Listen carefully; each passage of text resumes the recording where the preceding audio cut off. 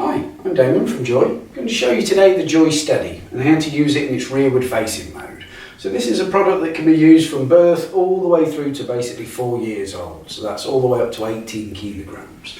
Now if we're using it from birth, basically we have the insert section here, that's a 2-stage insert. Now we must really use this to about 6 months, but thereafter it depends on the child's size. So the head bit is normally the first bit that would come out. So as the child is getting bigger and bigger and we remove the head section here, we can continue to use the body section there through and beyond that 6-month stage. So 6 months is the minimum, but for a lot of children that would still be used to 9 months or a year beyond. Because what that's helping with is the child's posture, helping to keep them in a more reclined position, and basically also helping to keep the head back better inside of the head protection. So if you've taken it out too early and the child's sort of moving around, try popping your insert back in, will make a big difference. Once you have removed the insert, it's very easy to do so.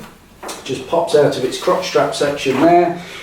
Harness system then of course continues in the same manner, but basically we have a no rethread harness system built onto the product itself. So as the child grows, we've got a lever at the top here that allows the gradual growth of the headrest system all the way through until approximately 4 years.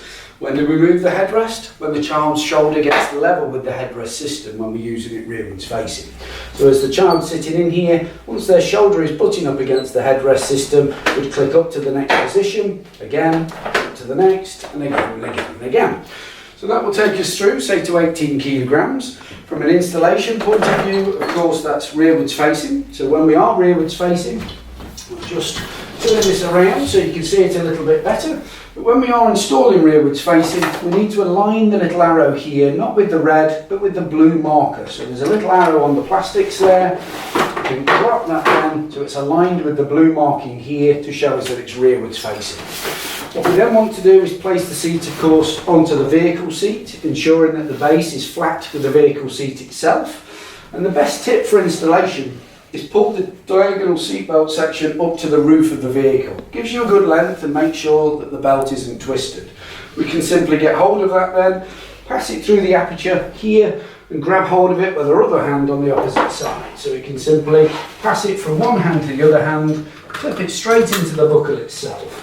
Once we've clipped it in the buckle, ensure that we've got no twisting on the lap belt section or any of the other parts as we've fed it through. We can then just take the diagonal seat belt up into the red and blue marked gripper. Once we've got the belt inside of here, what we now need to do is ensure that we pop the diagonal belt inside of the blue guide at the very top. The most critical part of the installation is now making sure it is super tight. So we want to make sure that it's tight as possible down here at the bottom. If it's floppy like this, it's no good. What we want to ensure is that we've got it tight enough, and one of the best ways is just get a bit of slack here. We can get hold of the seat itself, give the seat some motion, so we can give it a little bit of a rock, like so. Lock the locking clamp back down and feed any residual slack back through the diagonal seat belt. That now you'll see, and here is tight. If we can flick that, we know that we've got sufficient tension all the way through the seat that the product is rock solid in the vehicle. Now get into the habit. Every time we're placing the child in, we flick it.